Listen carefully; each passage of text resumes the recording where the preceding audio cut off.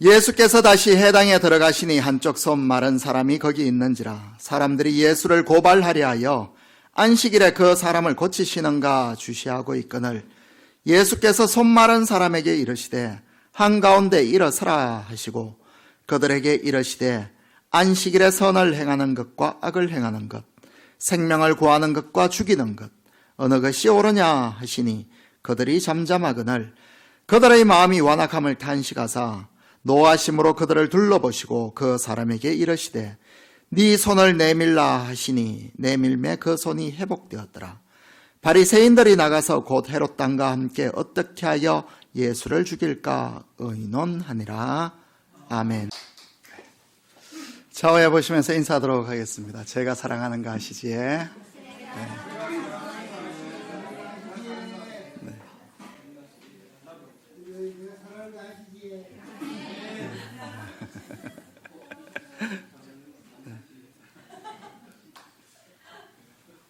인사하실 때가 제일 밝으세요.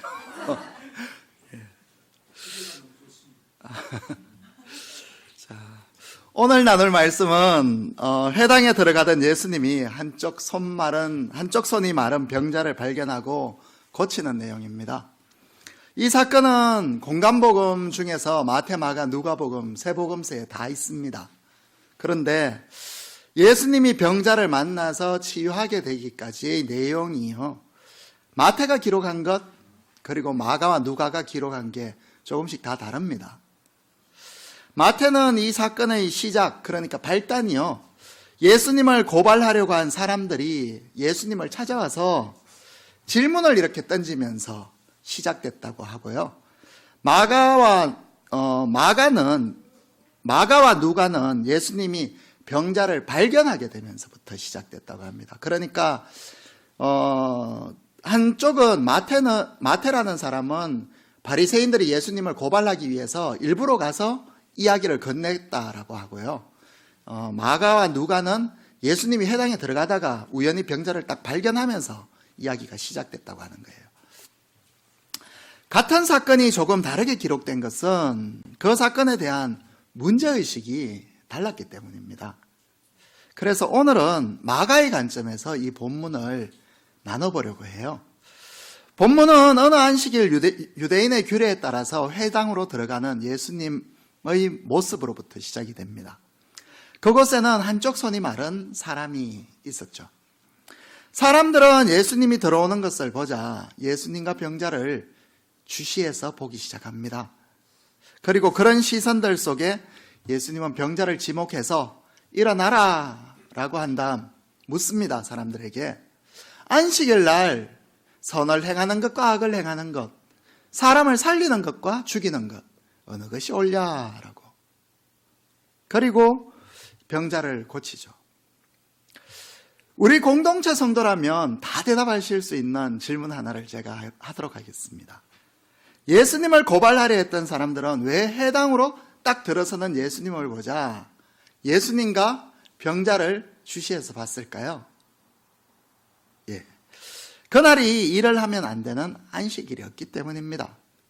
유대인들은 안식일을 기억하여 거룩하게 지키라는 이 십계명의 네 번째 계명을 지키기 위해서 추가적으로 수백 개의 계명들을 다시 만들었습니다. 그 안에는 안식일에 이동할 수 있는 거리부터 시작해서 열매를 수확할 수 있는 양, 그리고 들 수 있는 무게 등 온갖 것들이 다 들어있었어요. 그 중에 하나가 뭐였냐면 병자의 치유에 관한 것이었습니다. 안식일에 누군가가 다치면 붕대는 감을 수 있어요. 병을 더하지 않도록 하기 위해서. 그런데 약을 바르거나 약을 먹는 것은 금지되어 있었습니다. 그리고 병을 고치기 위해서 하는 일체의 행위는 약이 아니어도 할 수가 없도록 되어 있었어요. 그런데 예수님은 종종 그것을 무시하고 병을 고치곤 했죠.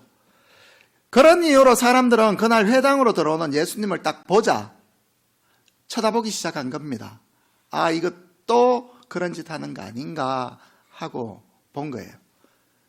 왜냐하면 그곳에 손 마른 사람이 하나 있었기 때문입니다.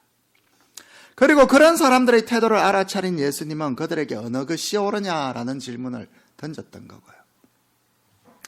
그런데 이 장면에서 신기한 점은요, 질문을 대하는 사람들 태도입니다. 사람들은 예수님이 어느 게 옳냐? 라고 이렇게 물으니까 대답을 안 해요. 모두가 짝이라도 한 듯 꾸부를 먹은 벙어리처럼 그냥 침묵으로 일관합니다. 예수님이 안식일에 종종 병자들을 고쳤기 때문에 그런 예수님을 못마땅하게 쳐다보는 것, 그리고 또 그런 짓 하는 거 아니냐라는 시선으로 바라보는 것까지는 좋았어요. 그런데 왜 어느 것이 옳냐라는 질문에 대답을 안 했을까요? 질문이 담고 있는 의미를 몰랐기 때문에 대답을 안 했던 걸까요? 아니면 그 질문에 담겨 있는 의미가 무엇인지를 알았기 때문에 안 했던 걸까요? 질문에 담긴 의미를 알았다면 왜 옳다 그러다에 대해서 명확하게 대답하지 않았을까요? 바보가 아니라면 그 상황 안에서 던지는 그 질문, 의미가 무엇인지 다 알았을 겁니다. 안식일에 병을 고치는 예수님을 고발하려고 주시한 사람이라면 그 질문을 받고 난 다음 대답을 했어야 돼요. 옳은 일이라도 안식일에는 하면 안 된다라고 대답을 했어야 합니다.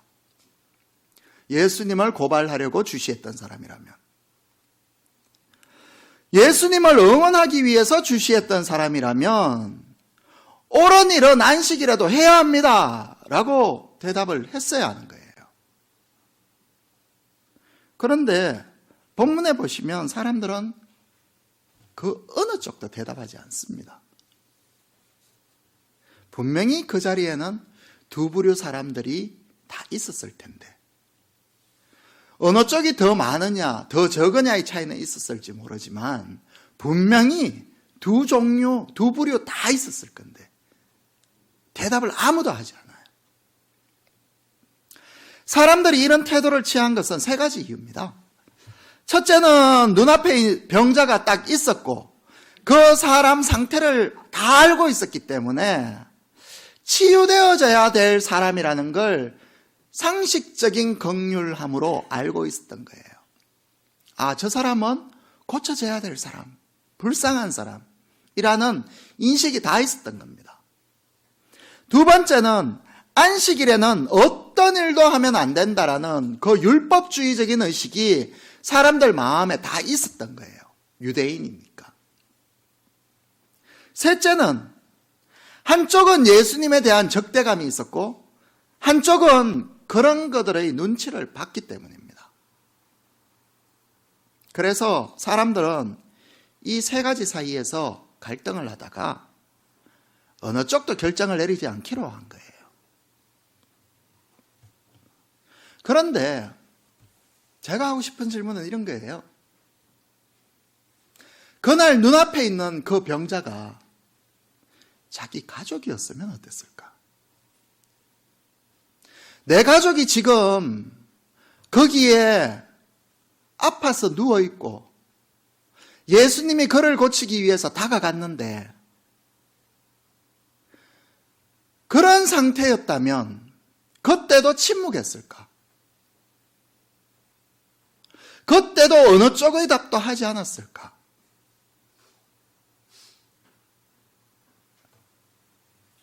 그렇지 않았을 겁니다.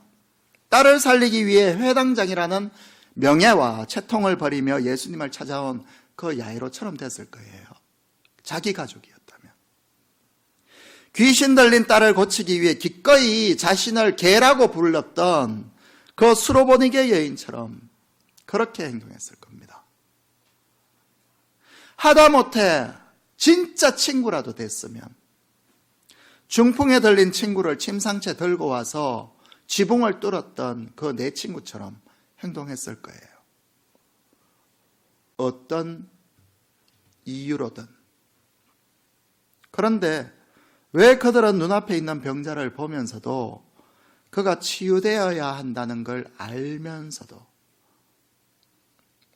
옳다 그러다에 대해서 대답하지 않았을까요?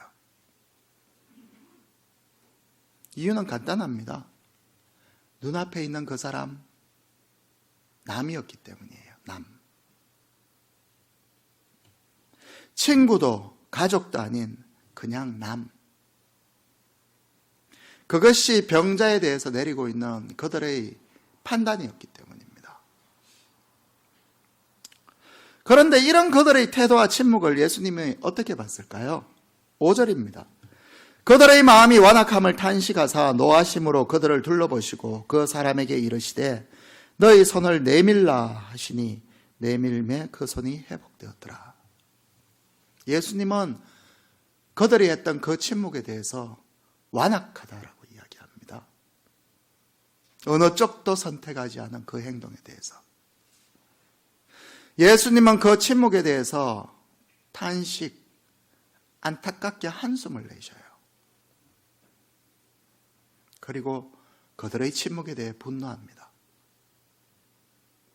왜냐하면 예수님이 아무리 그들에게 미움의 대상이라고 할지라도, 아무리 사람의 눈이 무섭다 할지라도 그 자리에서 침묵해서는 안 됐기 때문이에요.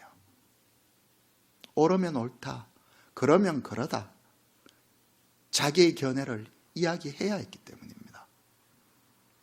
아무리 미워도, 아무리 눈치가 보여도 눈앞에 있는 그 병자 외면해서는 안 됐기 때문이었어요.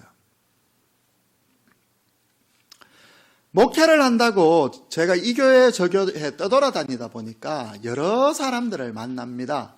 그리고 목사님들 중에 재밌는 분을 한 분 만나게 됐어요.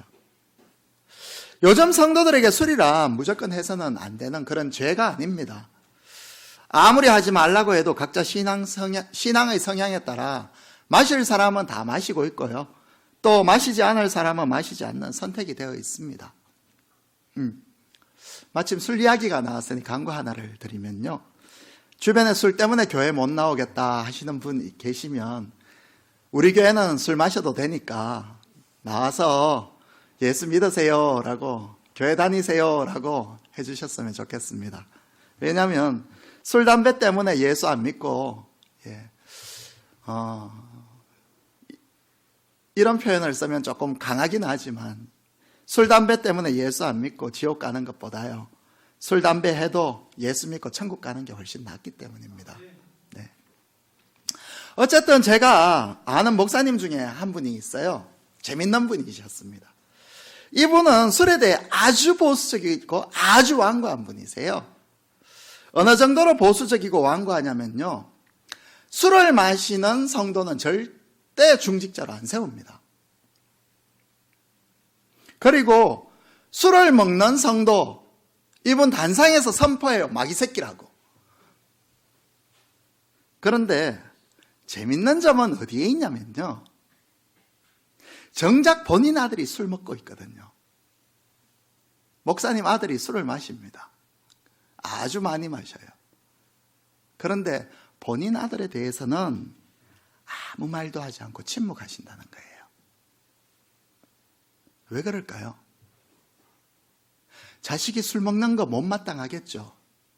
그런데 자식인 거예요. 그래서 내 자식 감히 그놈 보고 마귀 새끼라고 못 부르는 겁니다. 언급하면 마귀 새끼라고 이야기를 해야 되니까 마귀 새끼라고 부르지 않으려고 그냥 입을 가만히 닫고 계시는 거예요. 또 다른 분 한 분이 있습니다. 집안에 망나니 동생이 있는데요, 이 동생 때문에 친정에 가면 간혹 피탈이 나서 돌아오시곤 합니다. 그렇게 맞고 올 때마다 동생 욕 엄청 하고 다시는 동생 안 도와준다 이야기하고 꼬라지도 보기 싫다고 이야기합니다. 친정에 다시 안 간대요. 그런데 피멍이 싹 사라지고 몇 달이 딱 지나고 나면 또 명절에 뭐 꾸름직 이래 싸서 친정으로 가려고 해요. 남편하고 자녀들이 가지 말라고 말리겠죠. 그러면 화를 벌컥 내시면서 갑니다. 내 가족 만나려고 하는데 왜 말리냐고. 망나니 동생한테 문제가 생겨서 도와달라고 이렇게 이야기하면 또 도와줘요. 옆에서 지켜보면 참 우습습니다. 왜 도와줄까요? 왜 다시 친정에 갈까요? 가족이고 동생이거든요. 사랑하는 성도 여러분, 새해가 시작된 이후로 제가 계속해서 사랑에 대한 이야기를 하고 있습니다. 사랑이라는 게 뭘까요? 진짜 그 사람이 막 사랑스럽고 그 사람만 보면 안아주고 싶고 막 이런 게 사랑일까요? 사랑은 가족의 마음을 품는 겁니다. 그냥. 사람들은 사랑이라고 하면 뭔가 대단한 희생, 용서, 헌신 이런 거 떠올리지만요. 사랑은 그런 대단한 게 아니에요. 사랑은 그냥 가족의 마음을 품는 것만으로도 사랑입니다. 왜냐하면 우리가 떠올리는 그 대단한 희생, 용서, 사랑, 헌신 그런 것들은요. 가족이기 때문에 가능한 것이에요. 우리가 서로 사랑하자라는 말하고 조금 전에도 제가 사랑하는 거 아시지? 하고 막 하트 하면서 날리고 그러셨잖아요. 그런데 거기에서 사랑은 나오지 않습니다. 그렇게 나오는 사랑은 진짜 사랑이 아니에요. 사람과 사람의 만남은 좋은 일만, 마음 맞는 일만, 웃을 일만 있지 않습니다. 사람과 사람의 만남은 때로는 원치 않는 상황에 처하고요. 때로는 뒤통수 맞기도 하고 오해 때문에 갈등을 일으키기도 합니다. 그러면서 진짜 미울 때도 있어요.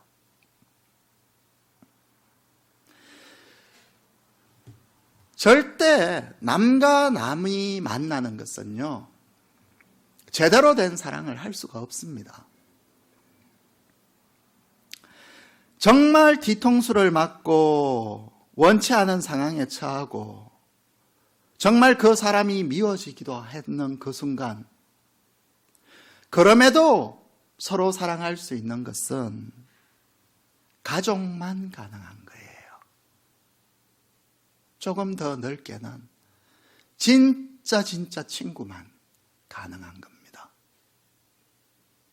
그래서 예수님은 우리를 형제, 자매, 친구라고 부르신 거예요. 그래서 하나님은 백성이라는 호칭으로도 충분한데도 그 호칭, 백성이라는 호칭을 쓰지 않고 우리에게 자녀라는 호칭을 다시금 주신 겁니다.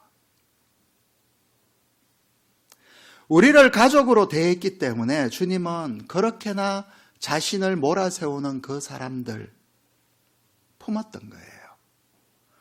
하나님은 우리를 가족으로 대했기 때문에 자기를 죽이는 일도 할 수 있었던 것이고 지금까지도 우리를 사랑하고 품어주는 겁니다. 제가 오늘 말씀을 통해 사랑에 대해서 이렇게 나누지만요, 이게 잘 안 되는 거 알고 있어요.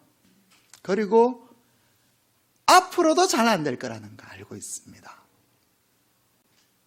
왜냐하면 아무리 가족의 마음을 품으려고 해도 마음과 생각이 우리는 따라가질 않아요. 그런데 그렇다고 해서 주께서 너희는 가족이야 라고 한 그 내 곁에 있는 지체들, 그들을 남이라고 완전히 단정 지어버리고 살아가는 게 옳은 걸까요? 곁에 있는 지체가 완전한 남이 되는 순간 우리는 절대로 그날 그들이 했던 행동을 하지 않을 수가 없습니다. 왜냐하면 마땅히 해야 할 것이 무엇인지 알아도 그걸 하지 않을 것이 분명하기 때문이에요. 그날 그들은 병자가 다 고쳐져야 된다는 거 알고 있었어요. 그 병자는 같은 공동체 안에서 살아가는 사람이었습니다. 그런데 누군가는 예수가 미워서, 누군가는 율법이 무서워서, 누군가는 사람들의 시선 때문에 마땅히 해야 할 말조차 하지 않았어요. 병을 고쳐달라는 것도 아니었습니다. 너희 의견을 이야기해 보라는 거였어요. 그런데도 그들은 자기 의견을 표하지 않습니다. 왜? 남이었으니까요. 가족이었으면 옳다 그러다 적어도 의견은 표했을 텐데 남이었기 때문에 그 의견조차 표할 이유가 없었던 겁니다. 그래서 그들은 그날 외면할 수 있었던 거예요. 에베소서에서 하나님은 우리의 믿음과 신앙에 대해서 그리스도의 분량에 이르기까지 자라나라고 합니다. 자라나라는 것은 멈추지 않는다는 것이고요. 멈추지 말라는 겁니다. 어떤 것에 대한 결론을 내리고 더 이상 앞으로 가지 않는 것이 아니라 그러함에도 앞으로 가기 위한 한 걸음을 내디더라는 거예요.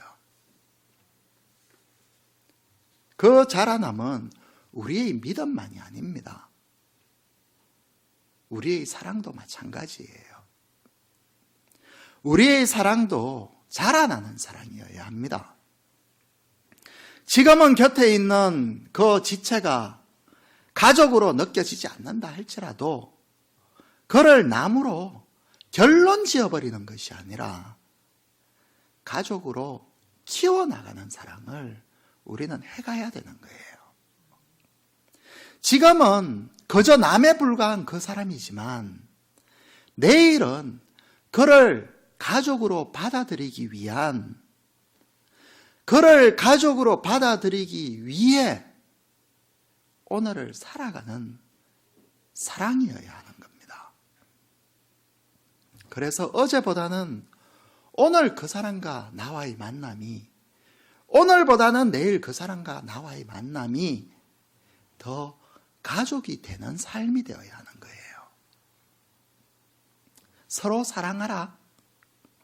읽기 쉽고 말하기 쉽습니다. 그런데 진짜 어려운 말이에요, 이 말은. 왜냐하면 우리의 만남이 가족과 가족의 만남이 아니라 남과 남인 안에는 절대 할 수 없는 일이기 때문입니다. 남과 남의 만남이 되는 한 우리는 내 곁에 있는 지체 참아줄 수는 있어요.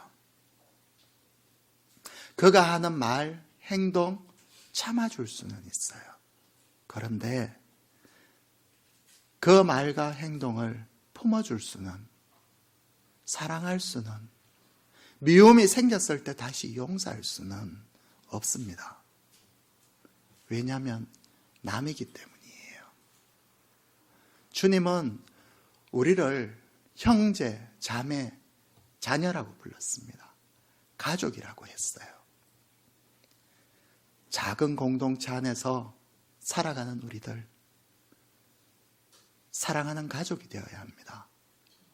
대단한 사랑, 헌신 필요하지 않습니다. 가족이 되어야 그것이 나오는 겁니다. 기도드리겠습니다.